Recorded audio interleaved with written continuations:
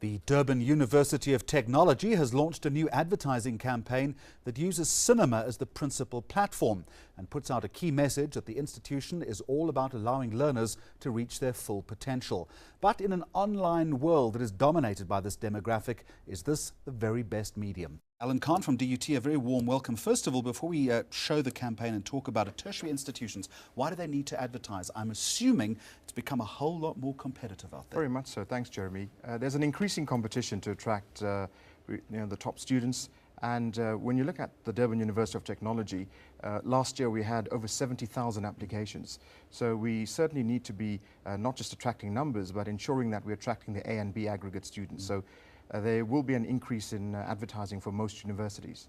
And the core message that you're trying to impart and also trying to differentiate yourself from other institutions who are doing exactly the same thing.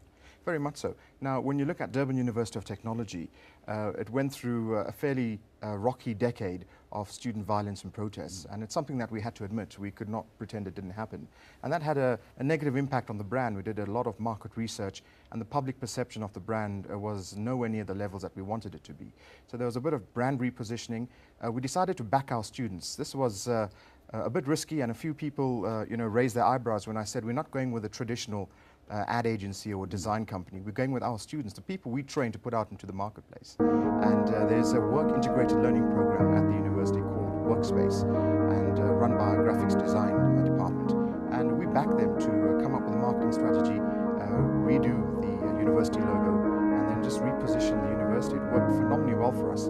And last year at the MACE Awards, which is a conglomerate of the 23 South African universities and colleges, we won Best Integrated Marketing Campaign, so it paid to back our students. Strategically, is it difficult to reposition a tertiary institution brand? Very much so, especially one that's been around for over a century. But when you look at the Durban University of Technology and the history, it formed from a merger of two former Technicons. You'd know this well, Natal Technicon, and the other being Emal Sultan Technicon. So that brand was repositioned and rebranded about 12 years ago. And there was definitely a need 2 years ago when we made the decision that it's about time now to freshen things up and to ensure that we further reposition, just to ensure that we remain relevant and we're sustainable for future students and staff members who we want to attract in the years to come. One of the media platforms that you've chosen is cinema. I'd question that. Do students, one, have money to go to the cinema, and the other thing is, don't they just download movies illegally? They don't go there anymore, do they? Our students certainly go to the movies. Yes, and they don't download anything illegally either. Well, I don't know that. They have free access to the internet on campus. But we did a lot of research, and like many young people around the world, access to technology is the number one thing. So we looked on social media platforms. We covered the traditional platforms, radio, television. And cinema was a tactical one for us. We approached Cinemark. We wanted something specific over the festive season, so it ran over last December and January this year. And we targeted specific movies that we knew young people would be attracted to. So one of those, for example, was Skyfall, the James Bond movie, which attracted young and slightly more mature audiences as well. So, we managed to get parents and potential students to watch it, and the feedback has been extremely favorable. In your own words then, what did people see on the screen?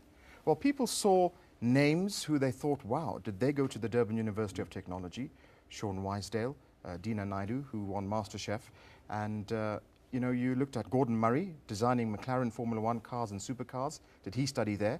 And then they saw young people who were not the same gender or even the same race as the name on the screen. And the whole idea is that, anything is possible. You come to the Durban University of Technology, no matter who you are, no matter where you come from, if you're prepared to work hard. Fame and greatness can be yours.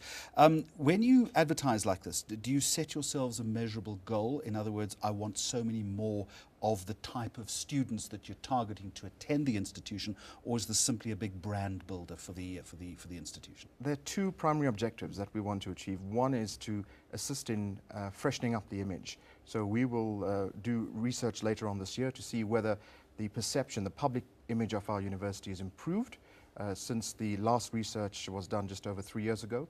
And then secondly, we certainly want to be attracting more students, and we want to be appealing to the A and B aggregate matriculants to say, we're a University of Technology on the eastern seaboard of South Africa. come and enjoy the great weather and, get a great world-class qualification at the same time. Well, finally this week, a new brand-building music app from Air France that asks customers to prick up their ears because the sky has something to tell them. Music in the Sky sees exclusive pieces of music hidden in the clouds, and they can be found by lifting the iPhone up to the sky. I need a brand new start. Give away everything. I need to fill apart. Throw away everything except the love you give, since you know life isn't smart. 'Cause need a brand new start. We're excited to introduce Music in the Sky, a whole new way to discover music from Air France. Simply download the app and hold your phone up. We have scattered hundreds of songs in the sky all around the world. When you find a song, catch it and you can listen to it right away.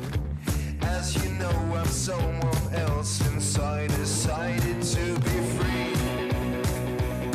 Without any voice. The music changes depending on what country you are in, so the more you travel, the more you can expand your playlists. You can even test your music knowledge with hidden games to win lots of prizes, but you have to find them first. Visit the App Store to download the Air France Music app. Now, if brand building is about innovation, then this one has our stamp of approval. Great brand development is about new ideas and incentivizing customers. This one certainly works. And that's this week's show. Until next time, goodbye, and thank you for watching.